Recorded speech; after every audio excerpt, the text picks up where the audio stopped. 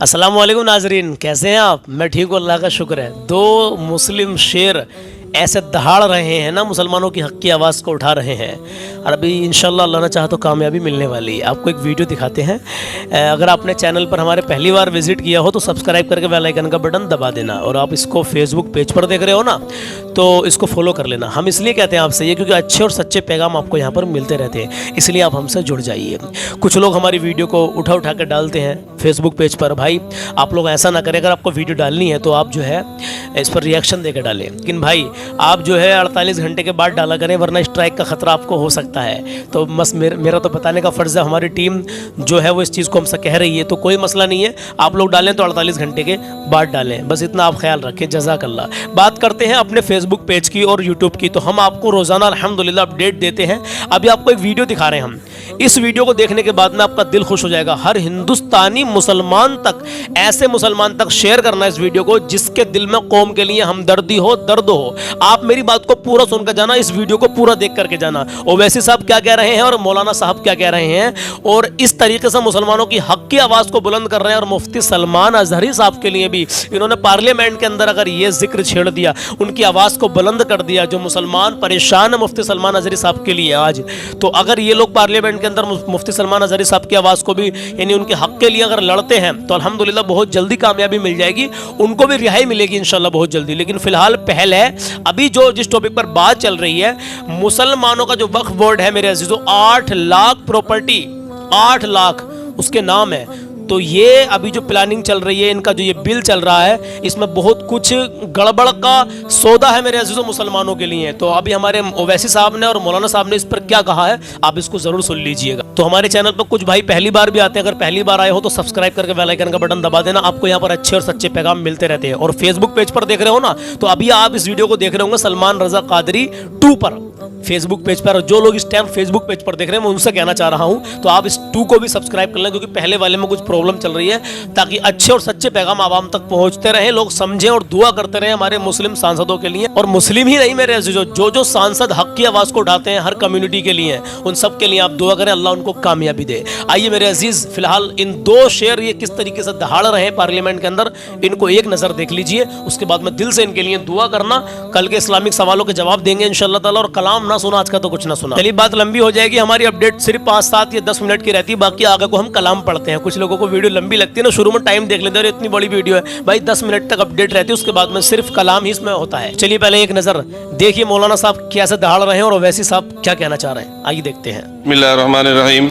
सुभान जनाब सदर, मैं आपकी तवज्जो इस तरफ चाहता हूँ आपके माध्यम से कि मैं वाहिद आदमी हूँ इस सदन में जिसमें 1 मैन कमेटी आपके द्वारा बनाई गई सरकार के, और मैं उसमें पेश हुआ 123 प्रॉपर्टी में।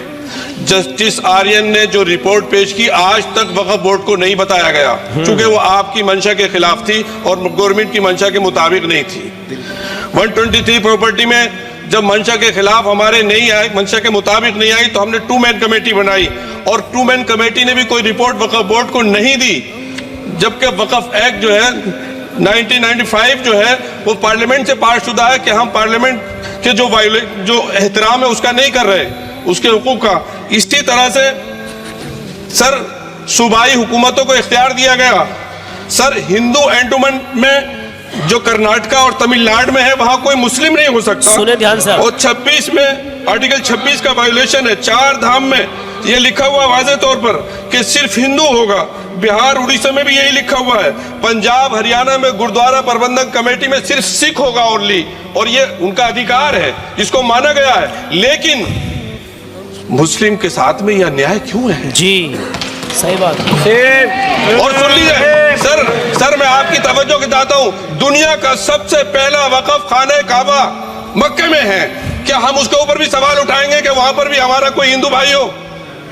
हम अपने वकार को, अपनी इज्जत को, अपने मुल्क की, अपने शान को, अपने संविधान को खुद अपने पैरों तले रौंद रहे हैं जी। और वक़फ़ एक मुसलमानों का मजहबी अमल है, एक मजहबी फरीजा है, इससे उनको महरूम कॉन्स्टिट्यूशन के जरिए से भी कोई ताकत नहीं कर सकती जी। सर ये हम बहुत बड़ी गलती करने जा रहे हैं, जिसका खुमियाजा हमें अभी नहीं सदियों तक हम भुगतते रहेंगे, क्योंकि हम खुद अपने कॉन्स्टिट्यूशन को, संविधान को, उसकी पामाली कर रहे हैं। अगर हमें इस सिलसिले में मैंने सर पूरा पूरा मैंने उसको मध्यम से पढ़ा है और मैंने पूरी 40 तरामीम जो उसमें गलत है उसको लिखकर जो है वो मैं लेकर आया हूँ सर। इसके जरिए से सरकारी अमले को बाज़ाब्ता तौर पर यह हक आखिर लोग कलेक्टर को दिया जा रहा है, सर्वे कमिश्नर के इख्तियारात खत्म किए जा रहे हैं। आखिर सर्वे कमिश्नर भी तो गवर्नमेंट ऑफ इंडिया का होता है सर, ऐसे कैसे कर सकते हैं हम? और फिर सर उसमें मेरे मजहब के मुतालिक चीजें हैं तो वो कैसे कोई दूसरा तय करेगा? क्या कुरान में क्या लिखा है, फिक़ा में क्या लिखा है, इस्लाम में क्या लिखा है, ये आप तय करेंगे या मैं तय करूंगा? सर इससे हम मजहब में दखल अंदाजी कर रहे हैं, इंटरफेरेंस ऑफ द रिलीजन कर रहे हैं सर इस तरह के कवानीन से मुल्क की साख को नुकसान पहुंचेगा।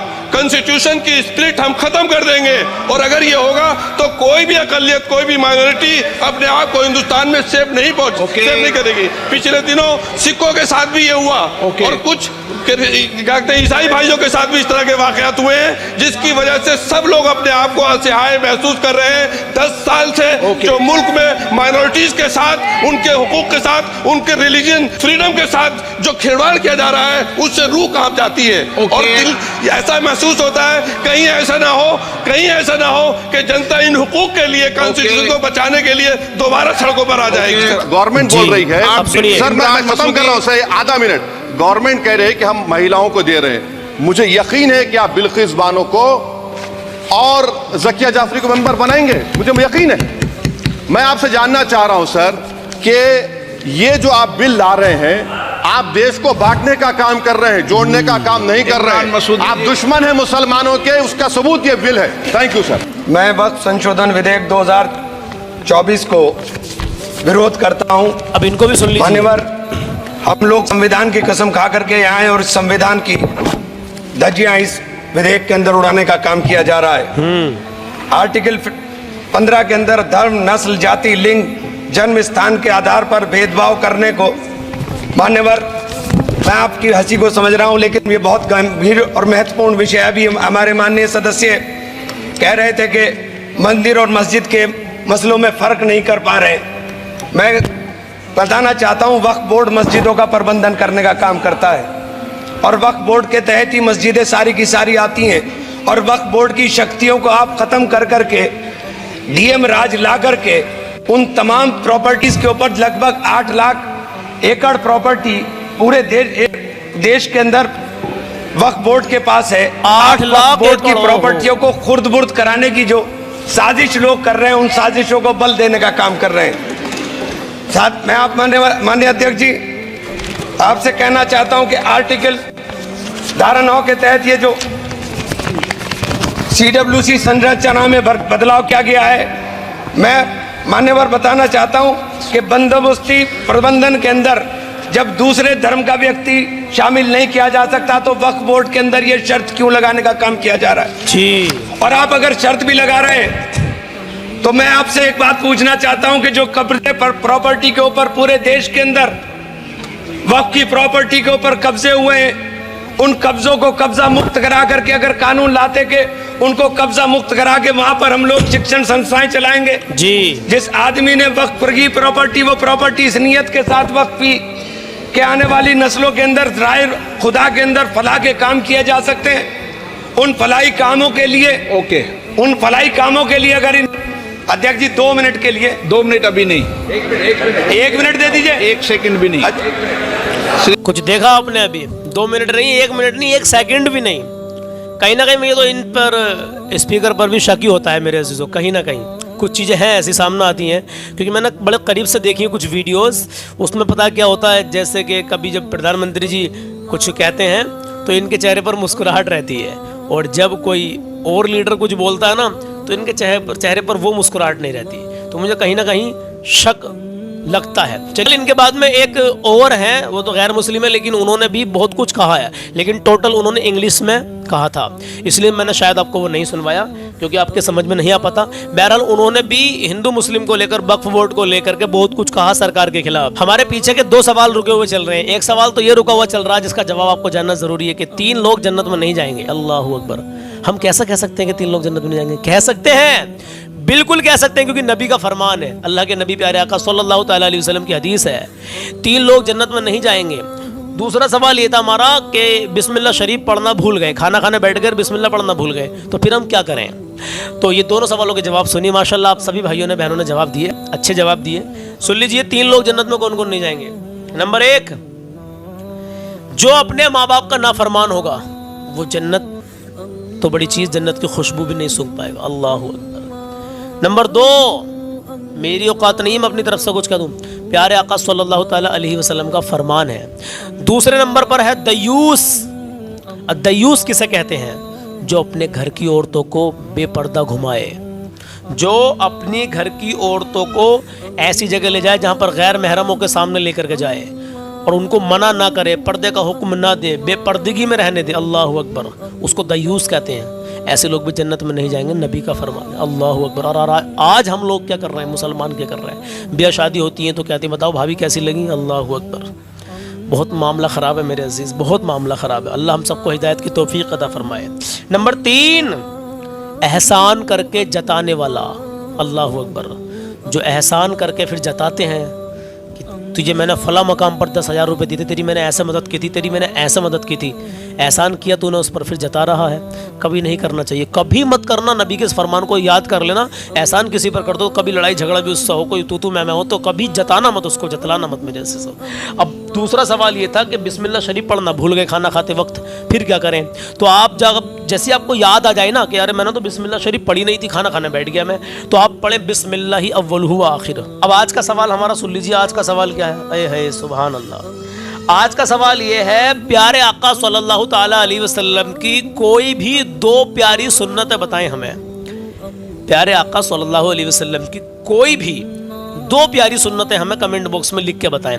हम ये देखना चाहते हैं कि हमारे मुसलमान भाइयों को, बहनों को हमारे प्यारे आका सल्लल्लाहु ताला अलैहि वसल्लम की प्यारी सुन्नतें याद भी हैं या नहीं है। मैं देखना चाहता हूँ। आज आपको लाजमी कमेंट करनी है।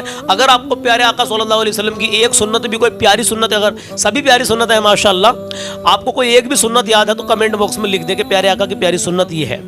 तो हमें आप 2 सुन्नतें बताएं इंशाल्लाह, कल को हम आपको बताएंगे इंशाल्लाह। तो आप लोग कमेंट करने की कोशिश ज़रूर किया करें, अगर आपसे कमेंट करनी आती हो तो, और नहीं आती हो तो किसी से करवा लिया करें। बात बहुत लंबी हो गई है, उसके लिए माफ़ी चाहते हैं। कलाम सुन लीजिए, कलाम इतना प्यारा, दिल की कलियाँ खिल जाएंगी।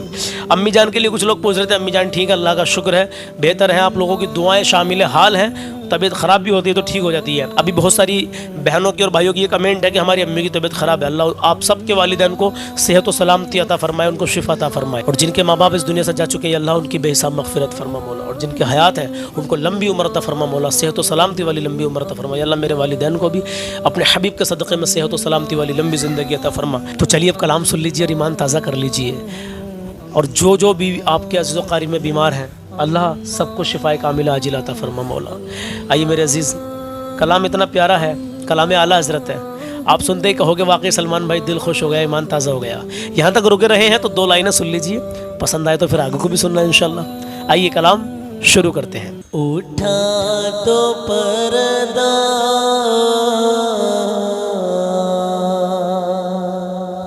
दिखा तो चेहरा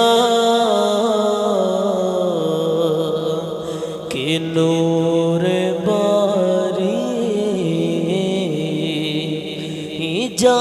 हिजाब में है।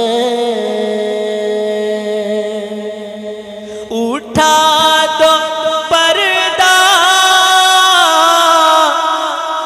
दिखा दो चेहरा के नूर बारी हिजाब में ज़माना तारीक हो रहा है, ज़माना तारीक हो रहा है कि मेहर कब से नक़ाब में ज़माना तारीक हो रहा है कि मेहर कब से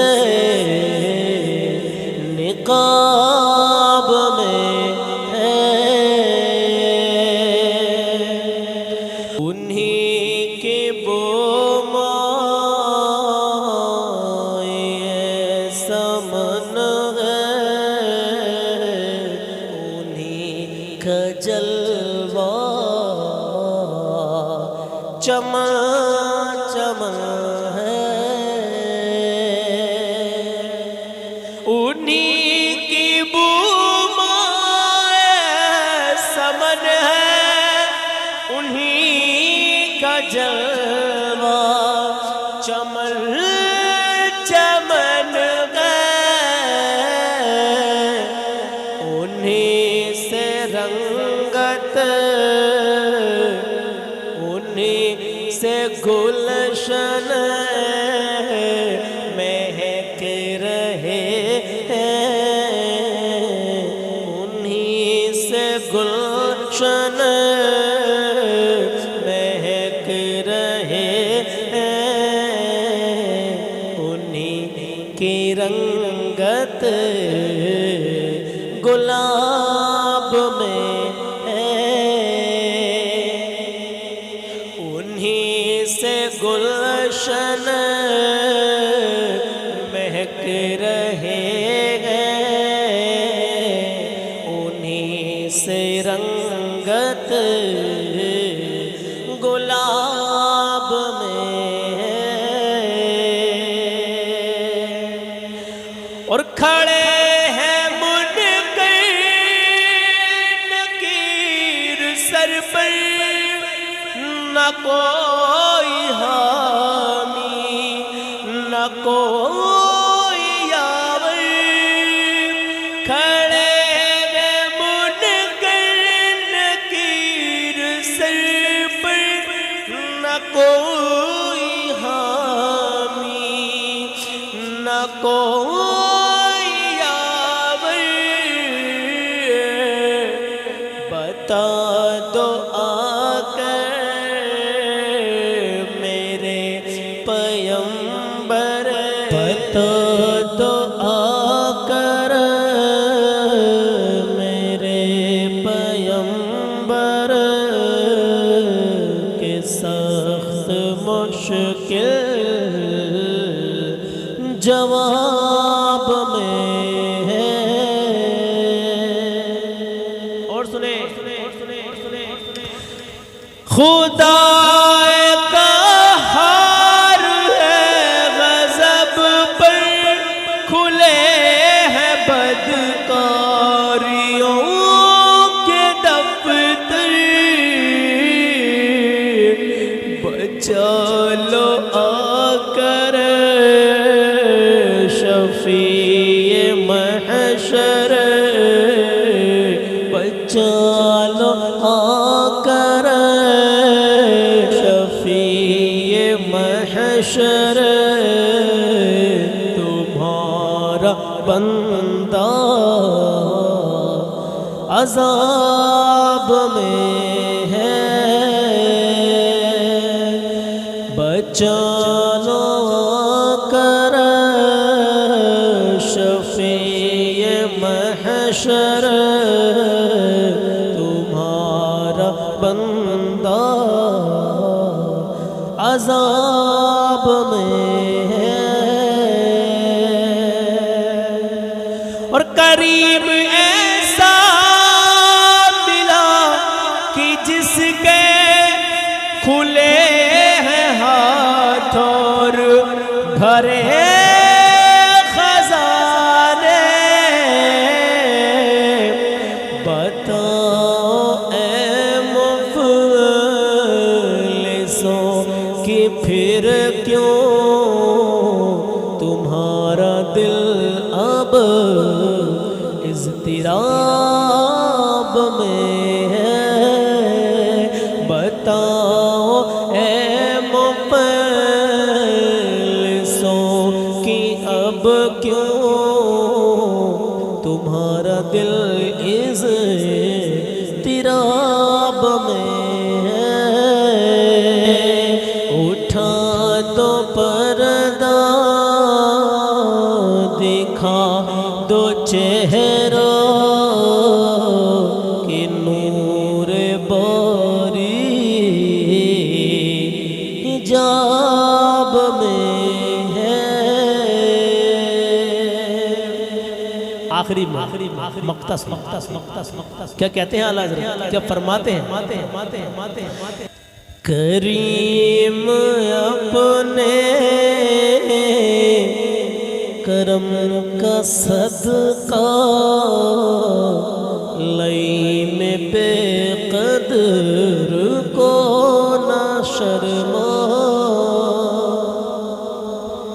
करीम अपने करम का सदका लई में बेकदर को ना शर्मा। तू और रजा से